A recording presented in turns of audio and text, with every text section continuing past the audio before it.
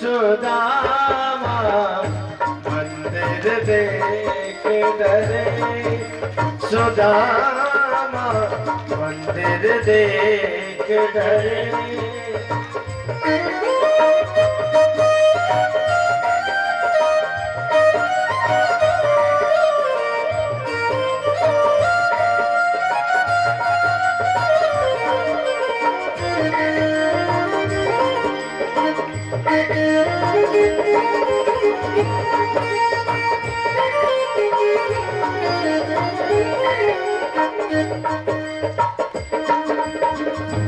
या तो हदी मेरी टूटी झुपड़िया, या तो हदी टूटी झुपड़िया, या तो हदी मेरी टूटी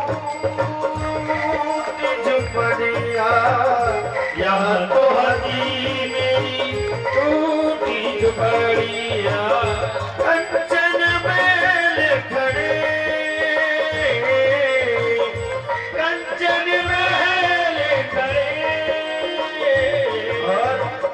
मंदिर देख डरे, सुदामा मंदिर देख डरे, सुदामा मंदिर देख डरे, सुदामा मंदिर देख डरे।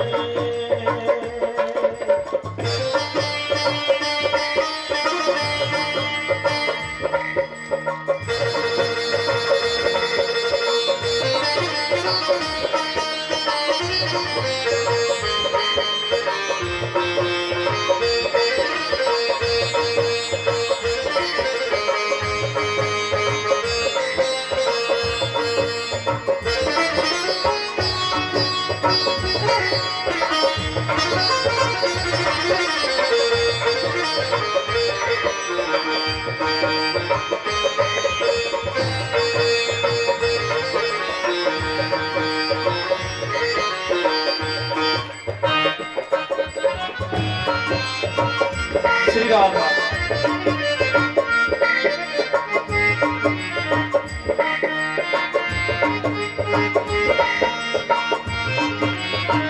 श्री सुदामा जी भयभीत हो गए कि यहाँ मेरा टूटी सी झुपड़िया थी, अब यहाँ महल खड़े, कहीं ऐसा तो नहीं है मैं घूम फिर करके कहीं वापस से रास्ता भटक करके कहीं वापस ही द्वारिका में आगे खड़ा हो गया।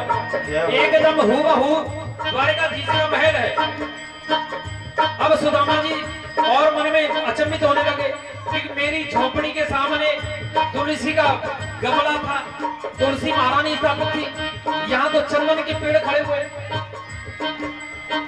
वहाँ तो हतो मेरो तुलसी को बेरवा, वहाँ तो हतो मेरो तुलसी को बेरवा, वहाँ तो हतो मेरो तुलसी को बेरवा, तो हतो मेरो तुलसी को बेरवा।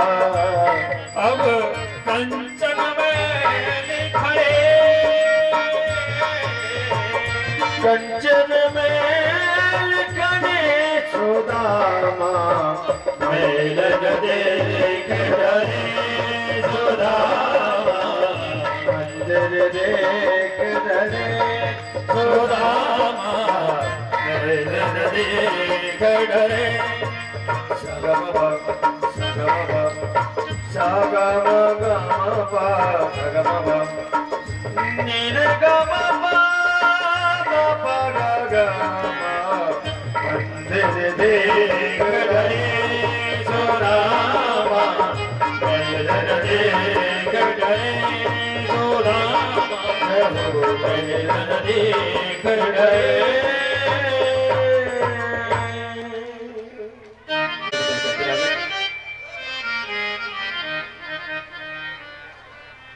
यहाँ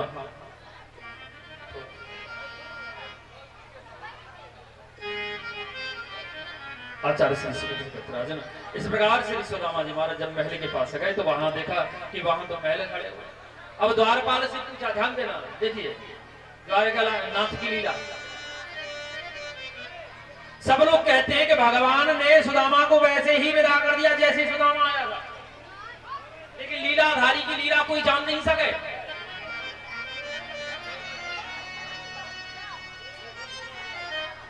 लीलाधारी की लीला कोई जान नहीं सकता। सुदामा जी ने दरवाजे में, महल के दरवाजे में पहरेदारों को पूछा, बोले भैया, बोले हाँ, ये कौन सा नगर है? बोले यह नगर को गांव में नाम है वृंदापुर अर्थात सुदामापुरी। बोले मतलब? बोले पहले यह गांव का नाम वृंदापुर है, तो अभी कुछ ही समय से यह नगर को नाम जो है सुदामापुरी पड़ेगा। बोले यहाँ के राजा कौन है? बोले शरणधार के पुत्र श्री सुदामा जी महाराज। भैया अरे लाला या सरबत बंद कर देता था, नहीं तेरे पानी प्यास लगेगी तो नहीं कथा में ध्यान आवे।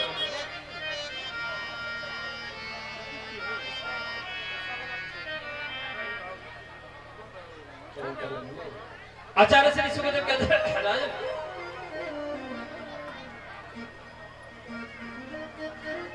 द्वारपाल को पूछा कि बोले यहाँ के राजा कौन है? बोले सुदामा जी महाराज। बोले कहाँ है वो? बोले वो अपने मित्र द्वारकाधीश सुदामा एक भगवान कृष्ण से मिले हुए गए। बोले अच्छा, अब मन में विचार कर रहे हैं सुदामा की वो तो नहीं गया हो। बोले भैया उन्हीं की पत्नी को क्या नाम है? बोले उन्हीं की पत्नी का नाम है माता सुशीला। सुदामा जी मन में विचार करे, अरे ये तो मेरी पत्नी को ही नाम है। भगवान बोले कि ये सुदामा जी बोले अच्छा ये बताओ, क्या उनकी पत्नी से महारानी, आपकी महारानी से बोला भेंट है जाएगी नहीं होगी? है? बोले हाँ है जाएगी। दौड़ो दौड़ो द्वारपाल गए, अंदर जाके बोले मैया महारानी की जय हो। महारानी के एक गरीब ब्राह्मण दरवाजे में आपके दर्शन की इच्छा जागृत कर रहा है। सुशीला समझ गई हो न हो कोई नहीं है, वो मेरे अपने प्राण स्वामी श्री सुदामा जी महाराज है। सुशीला दौड़ करके आई, चरण में गिर गई, प्रणाम किया। बोले देवी देवी देवी आप कौन है? बोले प्रभु मैं आपकी भार्या पत्नी सुशीला। सुदामा जी अचंभित हो गए, सुशीला ये सब महल, ये ठाट, ये बाट, ये सुंदरता, सोना चांदी, ये वैभव क्या है सब?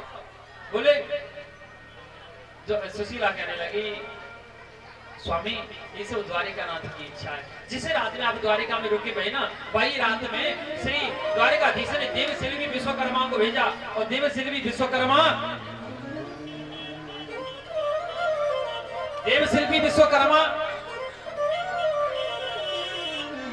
बोली भक्त वत्सल भगवान की।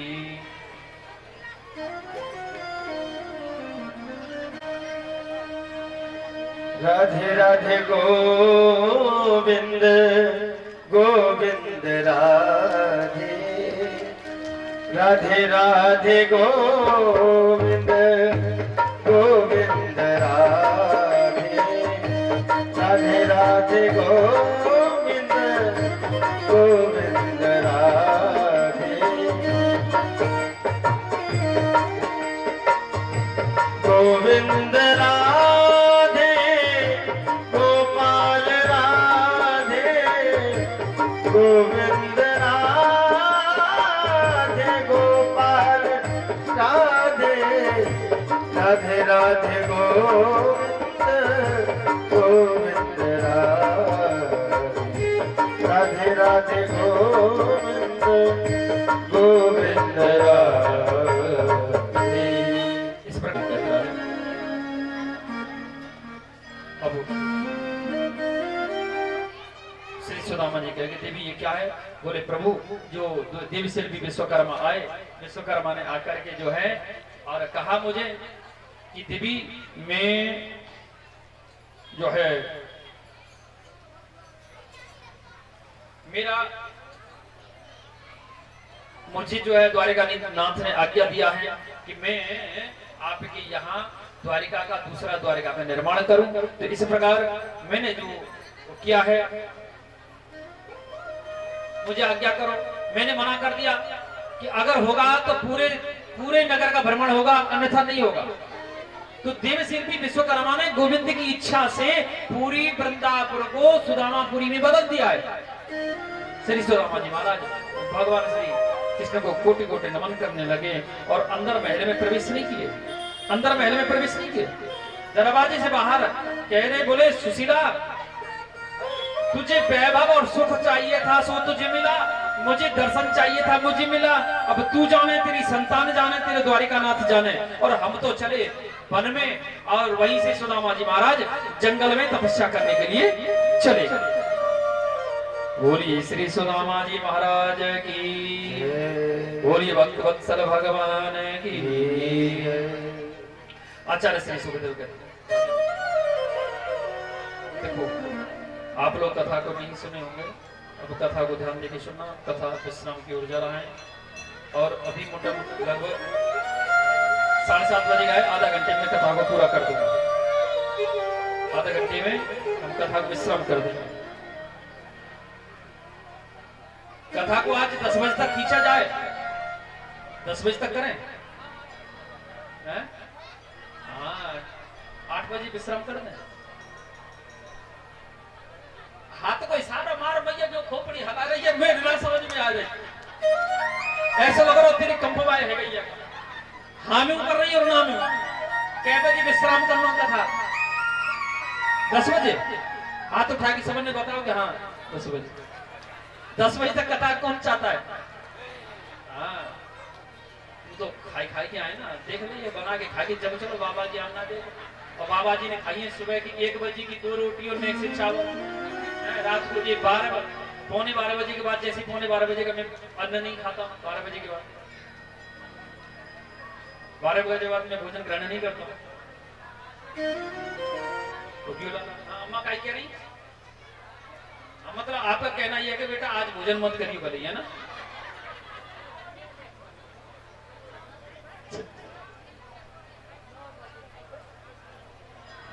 वत्सल भगवान की।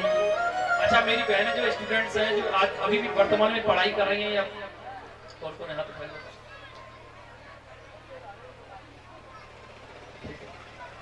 देखो नीचे करो, ये बताओ, ये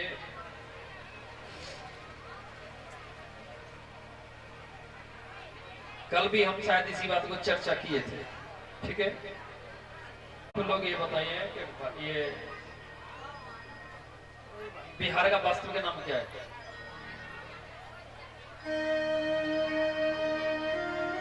बिहार का वास्तु का नाम क्या है? क्या नाम है, कोई बताएगा?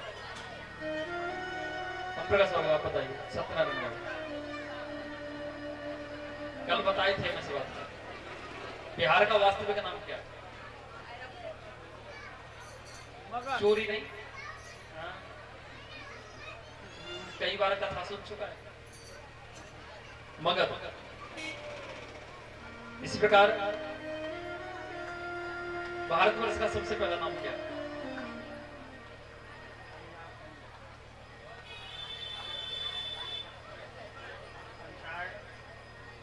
बस जाओ, पढ़ा ना, बहुत पीछे। और बताओ, और बताइए गए। अब दोनों चोंच मत लड़ाओ बेटा।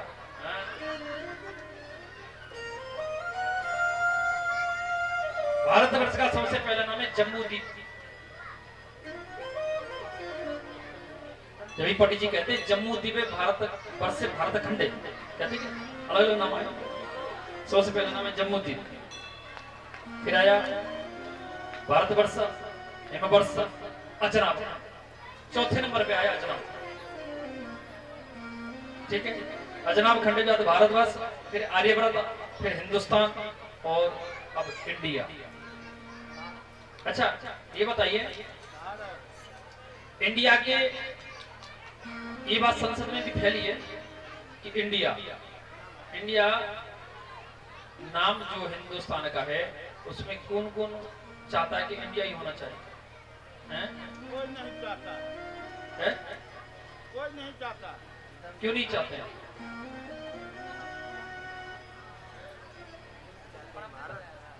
क्यों नहीं चाहते हैं आप ऑक्सफोर्ड नामक डिक्शनरी के पेज नंबर 789, जो ब्रिटिश गवर्नमेंट का है, ठीक है, इंडिया उस पे लिखा हुआ है इंडिया। इंडिया में दांत हैं? मंगा हाँ, क्या है राइट इंडिया शब्द का अर्थ लिखा है इसमें। इंडिया है old fascinated and criminal peoples, ठीक है, ये ऑक्सफोर्ड में लिखा हुआ है। अर्थात क्रिमिनल, घिसे पिटे विचारों वाले, चोर लुटेरे लोगों को इंडियन कहा जाता है।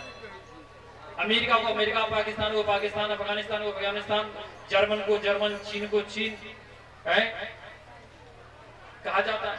लेकिन और क्यों नहीं कहा जाता? भारत को इंडिया क्यों कहा गया? भारत को भारत कहना चाहिए, हिंदुस्तान कहना चाहिए, यही कारण है। और हम लोगों में आदत है ना, हम जो पहले बताए मैकोले ही इंग्लिश को हिंदुस्तान में रखे गया था।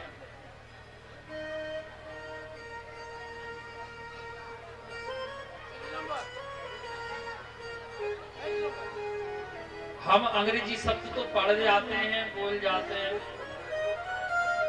लेकिन उसका अर्थ नहीं निकालते। अंग्रेजी में पढ़ लिया, अभी देखो बच्चों को पढ़ाया जाता है, चा माने सी, सी सी सी एच चा, सी एच ए वर्णमाला आती है अंग्रेजी की। और केमिस्ट्री की लैब जहाँ होती है 12th में, आप जाके देखिए केमिस्ट्री की स्पेलिंग क्या बनी बताओ? केमिस्ट्री की स्पेलिंग कहां से चालू होती है? सी एच, ठीक है। अब हिंदी शब्द वर्णमाला में क्या बताया जाता है? केमिस्ट्री, ध्यान देना, केमिस्ट्री का ऊपर ए, ठीक, तो के से क्या बनता है? के एच माने के का, और के एच माने ख, ठीक है। तो फिर उसको कहना चाहिए केमिस्ट्री। केमिस्ट्री क्यों कहा जाता है? कहीं कहीं लिखा होता है चोपड़ा, सी एच चोपड़ा, तो उसको कोपड़ा बोलना चाहिए। हम अंग्रेजी शब्द तो बोलते हैं, कभी कभी हम लोगों को आदत पड़ गई। अब तो विद्यालय में पहले हम सब लोग पढ़े, आज हम बात कर रहे थे अंदर भोजन करते करते बात चल रहा था। आजकल के बच्चे स्कूल जाते हैं तो स्कूलों में वो कहते हैं मैम, मैडम, सर जी। अब जैसो सर जी और मैडम होगी वैसे ही आजकल के संस्कार होंगे। पहले गुरुजी कहते तो गुरुजी के संस्कार है, अब सर जी कह रहे तो सर जी के संस्कार।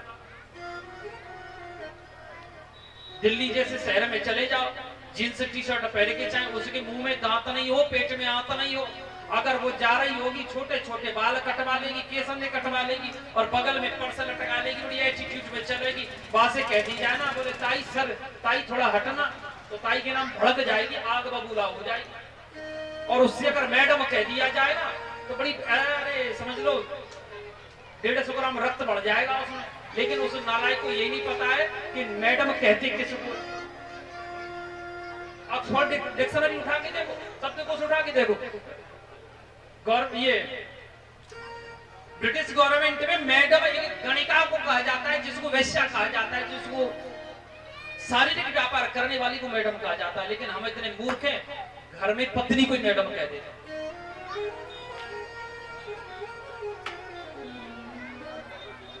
ये वृंदावन वाले अच्छे अच्छे की बोलती बंद कर देंगे, या तो हम अपनी ठेठी लैंग्वेज में आते नहीं, आते तो भड़ास अच्छे से निकालते हैं।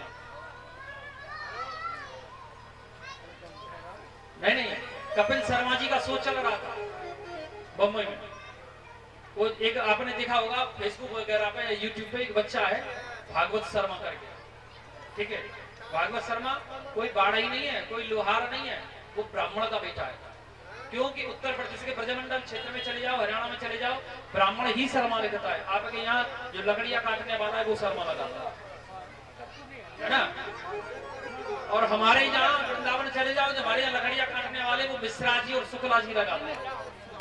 लेकिन वो तो हमको पता है कि मिश्रा जी है भी कि नहीं। भागवत शर्मा गए कपिल शर्मा के शो में, वहां उनको कोई व्यक्ति, एक लेडीज लोग जो जजेस बैठी रहती है, वो बोले हेलो। इतना सुंदर जवाब दिया मेरे भाई, मेरे बच्चे ने। हाय हाय।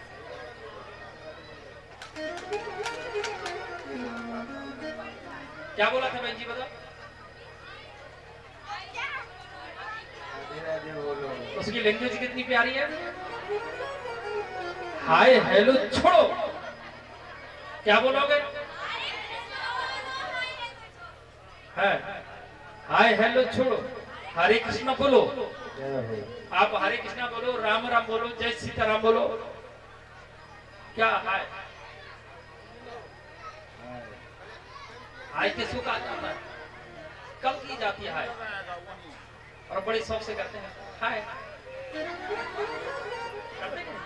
हाय कब किया जाता है? जब कोई कष्ट आता है, हाय रे मर गया, होता है।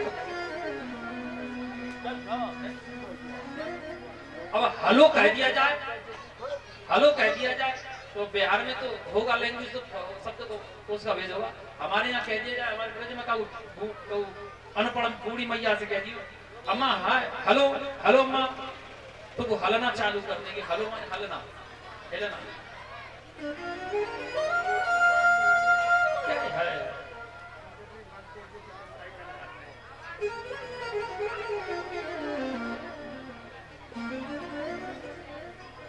एक बस में देखिए, कहीं बस में कोई लड़का, आजकल के कल्चर के बच्चे स्मोकिंग कर रहे हैं। सिगरेट पीते समय उसका जो सिगरेट का वो होता है ना, ऊपर वाला भाग, राख जो होती है, रक्षा, डस्ट, वो किसी ताई के जो अम्मा बैठी गांव की बेचारी अनपढ़, उनके साड़ी पे गिर गई। हाथ से झाड़ते हुए बोला, ओ अम्मा जी सॉरी, अम्मा जी सॉरी। अम्मा जी एक बार देखी, दो बार देखी, अरे वानी की लाला जी माने को ना दिल्ली को नवाब है, पढ़े लिखे दिल्ली को। अम्मा जी आपने देखा होगा कि हरियाणा में, आपके यहाँ नहीं है इतना, हमारे यहाँ माताएं, मिथिला में माताएं पान खाती, बूढ़ी माता, मोस्ट लोग पान खाते, कोई दोष नहीं इसमें, पान की केंद्री होती है। और हरियाणा में बूढ़ी बूढ़ी मैया एक मिट्टी की चिलम होती है, ऐसी पाइप जैसी आती है, उसमें तंबाकू भर के उसमें आग लगा के उसको पीती है, उसको सुलपियाई बोलते हैं, है ना।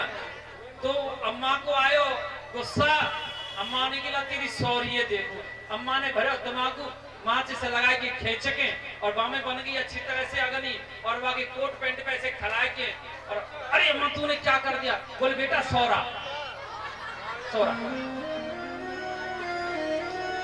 तो उलझना नहीं है किसी से। ये इन अंग्रेजी शब्दों को, ठीक है अंग्रेजी पढ़ो लिखो अच्छे से, अंग्रेजी का अध्ययन रखो, लेकिन अपने डेली बेस की भाषा में अंग्रेजी का प्रयोग नहीं करना चाहिए,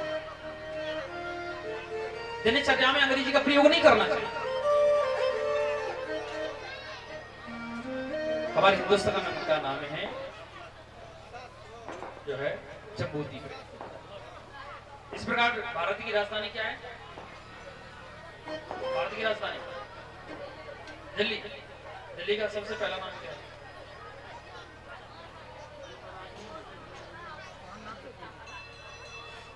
आप लोग दिल्ली गए?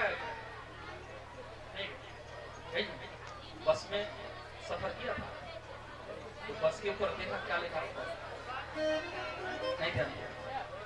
हमेशा याद रखो, जहां जाना हो सबसे पहले वहां का कोड याद रखो कि DL 5CS CA या AC जो भी है, कोड क्या है वहां से पता चलता। अब जैसे आपके यहाँ BR 39 है, 79 है या 23, यहाँ का 32 है, BR 32, ठीक है, यानी बिहार 32, बिहार के जनपद मधुबनी का कोड है 32।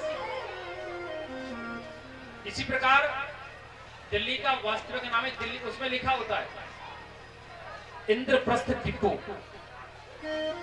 इंद्रप्रस्थ डिपो, दिल्ली का वास्तविक नाम है इंद्रप्रस्थ। तो इंद्रप्रस्थ राजधानी हुई पांडवों की, द्वारकाधीश। गोविंद को बुलाया, क्योंकि आज राजा युधिष्ठिर राज्य करने वाले भगवान श्री कृष्ण आए। कृष्ण गोविंद आकर के श्री जब गोविंद आए तो गोविंद ने पूछा, महाराज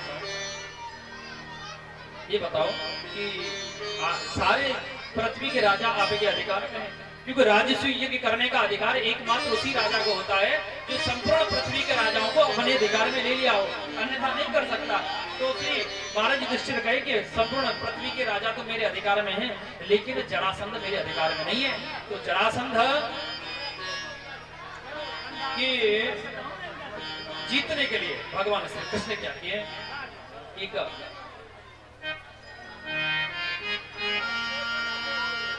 भीम और अर्जुन को लेकर के मगध राज्य में आए, यानी बिहार में आए। बिहार में आकर के भगवान श्री कृष्ण अर्जुन और भीम तीनों ब्राह्मण बन गए।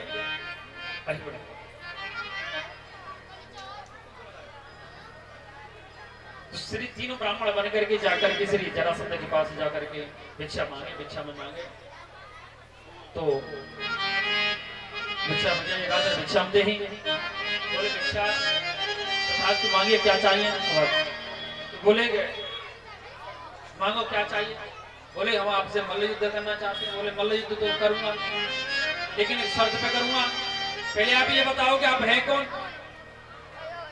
तो भगवान द्वारिकाधीश से बोले कि मैं द्वारिकाधीश कृष्ण हूँ, ये कुंती नंदन कृष्ण, ये अर्जुन और भीम है। बोले कान्हा तेरे साथ तो युद्ध नहीं करूंगा, क्योंकि तू भगोड़ा डरपोक रहा। अर्जुन के साथ नहीं कर सकता, क्योंकि अर्जुन कमजोर है और शास्त्र कहता है अपने से कमजोर हो उससे लड़ाई नहीं करना चाहिए। रहा भीम के साथ युद्ध कर सकता हूं। तो भीम के साथ युद्ध हुआ। भीम युद्ध करते करते इशारा पा करके भीम ने जरासंध को टांग में टांग रख के चीर दिया। दायां भाग बाईं तरफ फेंका, बायां भाग दाईं तरफ फेंका, जिससे जरासंध का उद्धार हो गया। बोलिए श्री जरासंध अंत भगवान की। एक माता के गर्भ से जन्म नहीं लिया, दो माताओं के पेट से पैदा हुआ, क्योंकि उनके पिता महाराज को एक साधु ने फल दिया और ले जाकर के फल उनके पिता महाराज ने अपनी पत्नियों को आधा आधा काट के एक पत्नी को आधा, एक पत्नी को खिला दिया। जैसे दोनों माताएं गर्भवती हुई, दोनों माताओं ने बच्चे को जन्म दिया, तो आधा शरीर एक माता की गर्भ से हुआ, आधा शरीर एक माता की गर्भ से। बच्चा मरा हुआ है, जंगल में फेंक दिया। जंगल में एक जरा नामक राक्षसी रहती, वो पकड़ करके जैसी अपना खाने की चेष्टा करने लगी, वैसे वो दोनों भाग एक दूसरे से स्पर्श हो गए, यानी संधि हो गए, जुड़ गए। जरा के द्वारा संधि हुए, वो बच्चा जीवित हो गया, इसलिए उसका नाम पड़ा राजा जरासंध, जो मगध नरेश बिहार का राजा हुआ। भगवान राजा जरासंध का मुकुट ले जाकर के राजकोष में जमा किए। श्री युधिष्ठिर जी महाराज राजसूय की तैयारी किए। यज्ञ में सबसे पहले पूजन का प्रश्न उठा कि सबसे पहले किसका पूजा किया जाए। अर्जुन कहे मेरे परम पूजनीय गुरुदेव द्वारिकाधीश कृष्ण की। शिशुपाल उनको विपरीत विपक्ष करने लगा। भगवान 101 गाली होते ही सुदर्शन चक्र आया और शिशुपाल का गर्दन सिर से अलग कर दिया, वो उसकी मृत्यु हो गई। बोलिए श्री शिशुपाल हंत भगवान की। आचार्य श्री सुखदेव कहते रहे, यज्ञ जो होता है ना, यज्ञ में समितियां बनाई जाती हैं, ध्यान देना। यज्ञ में समिति बनाई जाती है। आपके यहाँ ये जो भागवत महापुराण यज्ञ हो रहा है, वो एकमात्र किसी अकेले व्यक्ति का नहीं है, ठीक है? आप सबका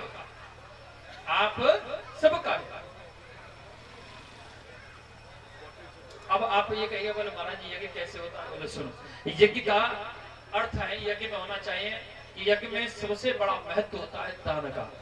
सो आप लोगों ने किया। अगर जो अभी तक नहीं कर पाया है तो अभी समय है, कमेटी बैठा हुआ है, उनके अंतर्गत आप उनके अंडर में अपना दान समर्पित कर सकते हैं। तो सबसे पहला यज्ञ होता है, यज्ञ में कर्म है दान का। दान सबसे अग्रिम होता है। जिस यज्ञ में दान नहीं किया जाएगा या दान में कंजूसी किया जाएगा वो यज्ञ निश्चित ही विफल हो जाता है और वो फल नहीं देता। ये बातों को लेकर के महाराज युधिष्ठिर चिंतित हो गए। ध्यान देना हर शब्द को। तो बोले यज्ञ में किसको, ये दान में किसको बैठाया जाए? भगवान कृष्ण बोले महाराज कारण और दुर्योधन को राजकोष में बैठाओ, ये जो दान करे। बोले क्यों? कि दान जो दिया जाता है ना वो खुले हाथ से दिया जाता है, हाथ को दबा करके नहीं दिया जाता,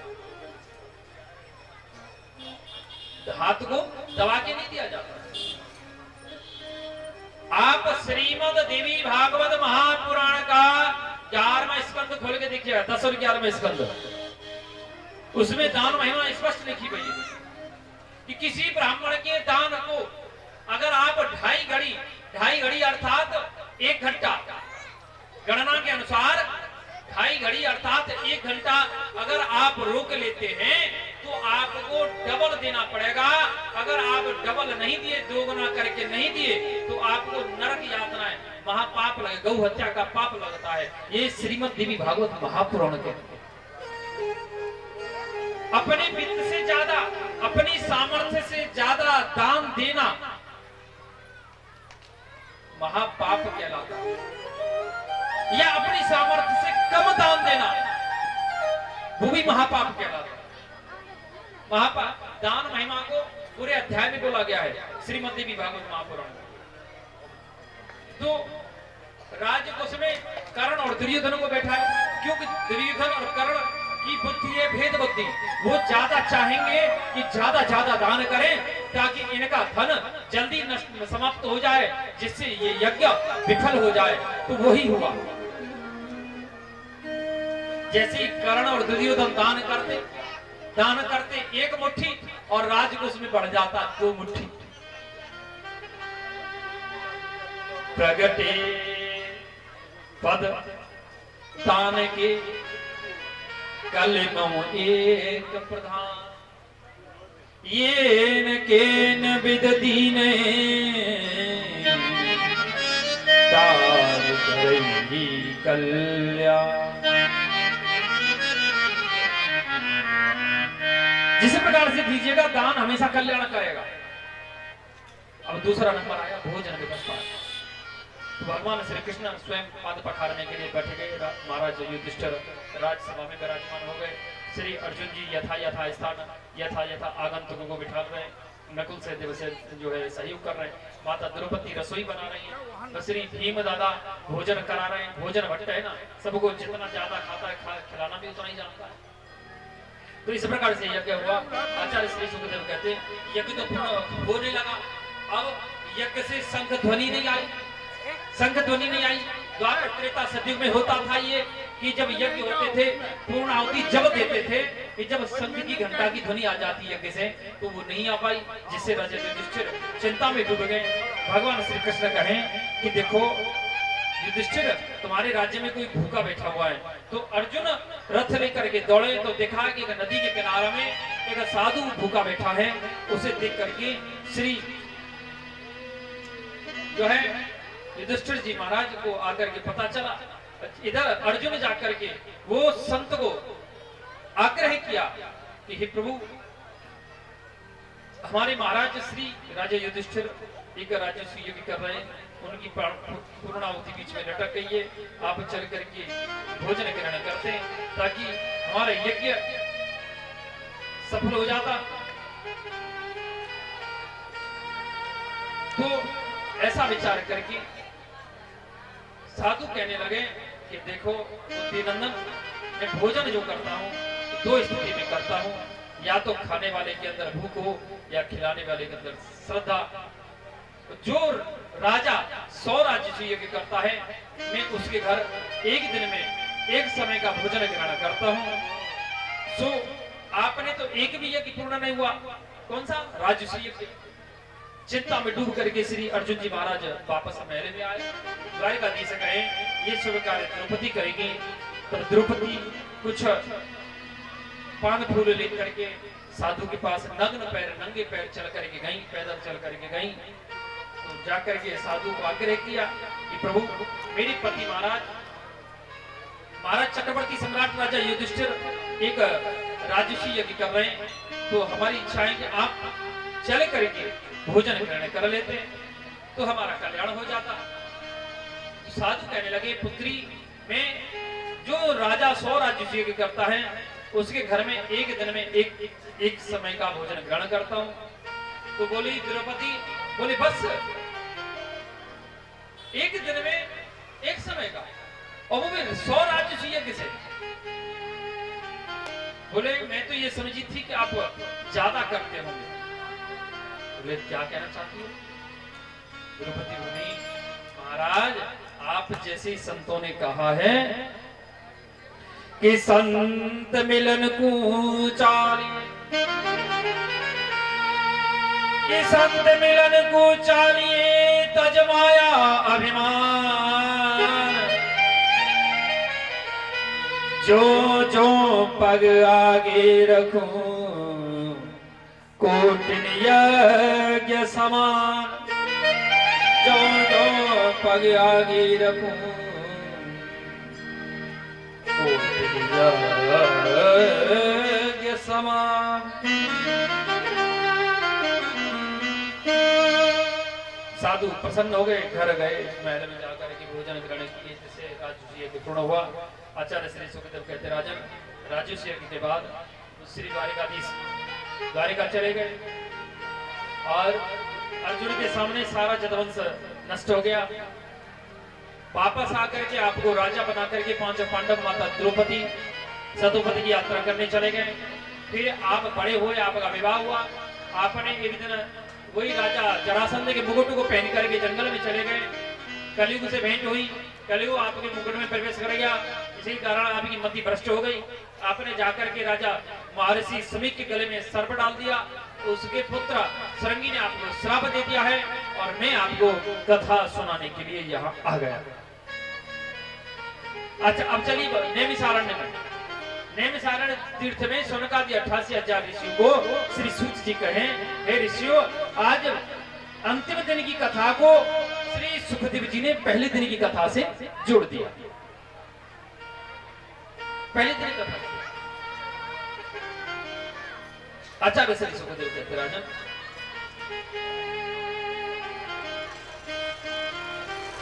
भगवान श्री कृष्ण को आज पूरे 100 वर्ष हो गए ब्रजमंडल छोड़े हुए।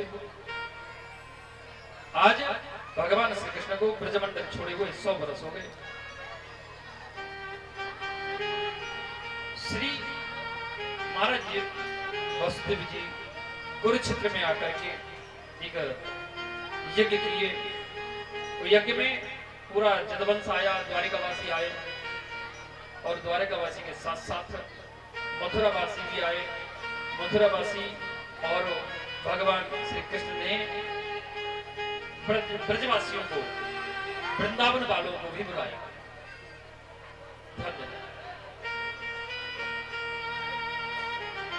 वृंदावन वालों को भी बुलाया।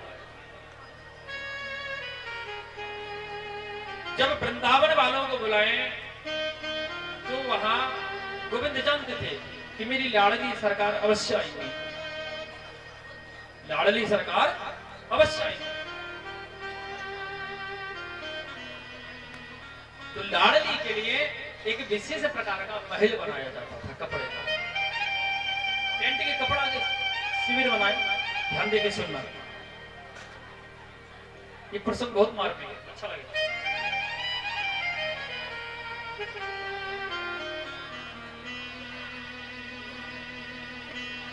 टेंट का जब कपड़ा बनाए, कपड़ा का मकान बनवाए, तो लाडली के लिए जो कमरा बनाए वो इस प्रकार का बनाए थे कि जहां लाडली सरकार हमारी किशोरी राधा रानी विराजमान होंगी वहां तक 8 दरवाजे बने हुए हैं। ध्यान देना, 8 दरवाजे बने हुए हैं। प्रत्येक दरवाजे पर एक एक सखी, किशोरी राधा रानी की एक एक सखी विराजमान हो जाती है। एक एक सखी, अर्थात जहां भी किशोरी राधा रानी जाती तो उनकी परम सेविका प्रधान सखी जो उनकी सेवा में सिर्फ वही आकर रहेंगे और कोई नहीं रहेगी। उनको अष्ट सखी के नाम से पुकारा जाता था। अष्ट सखी जिसमें 4 गौर वर्ण थी और 4 श्याम वर्ण थी। 8 प्रकार, 8 जो है 2 प्रकार की थी। ललिता विशाखा इंदुलेखा, ललिता विशाखा इंदुलेखा चंपकलता भूदेवी सुदेवी रंगदेवी और चंद्रावली 8 सखी। 8 सखी जब किशोरी राधा रानी आई अपने महल में विराजमान हुई तो 8 सखी 8 दरवाजे पे सेवा में खड़ी।